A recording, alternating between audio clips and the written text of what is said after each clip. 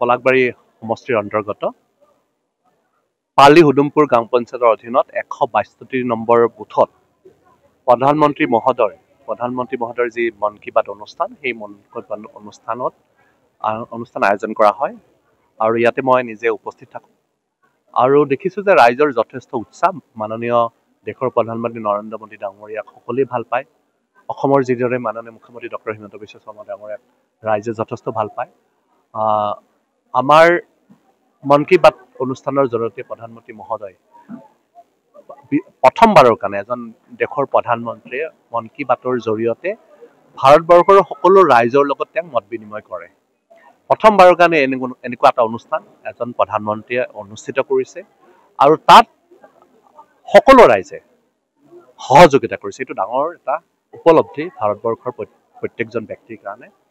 আৰু প্ৰধানমন্ত্ৰী মহোদয় এই মন কী বাতৰ জৰিয়তে ভাৰতবৰ্ষৰ বিভিন্ন স্থানত থকা প্ৰত্যেকজন ব্যক্তি, কোনোবাই কৃষিৰ লগত জড়িত, কোনোবাই ব্যৱসায়ৰ লগত জড়িত, কোনোবাই বিভিন্ন কৰ্মৰ লগত জড়িত, সেই সকলোবিলাক ব্যক্তিক কোনোবাই প্ৰেৰণাৰ উৎস হৈছে বিভিন্ন ধৰণৰ কাম কৰি সকলোকে উৎসাহিত কৰাৰ কাৰণে মাননীয় দেশৰ প্ৰধানমন্ত্ৰী নৰেন্দ্ৰ মোদী ডাঙৰীয়াই সকলোৰে ডাটাবিলাক তেওঁৰ হাতত যে থাকে তাৰ প্ৰমাণ যে মন কী বাত অনুষ্ঠানত তেওঁ দেশৰ প্ৰত্যেকখন ৰাজ্যৰ তাত যোনে যোনে ভাল কাম কৰিছে, কোনোবাই কৃষিত ভাল কৰিছে, যি ক্ষেত্ৰত ভাল কাম কৰিছে, তেওঁলোকৰ কথাও মন কী বাতৰ জৰিয়তে ভাৰতবৰ্ষৰ ৰাইজক জানিব দিয়ে।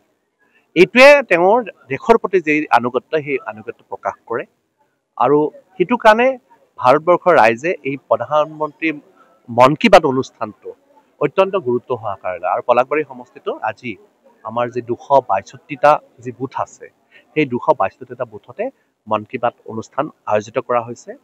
আগন্তুক দিনবিলাকতো আমাৰ ৰাইজৰ যিহেতু সহযোগিতা আছে, আমি আগন্তুক দিনবিলাকত প্ৰধানমন্ত্ৰী মন কী বাত অনুষ্ঠান আয়োজন কৰি যাম আৰু আমাৰ তেওঁৰ যি বাৰ্তা, সেই বাৰ্তাৰ জৰিয়তে আমি সকলোৱে উপকৃত হ'ম।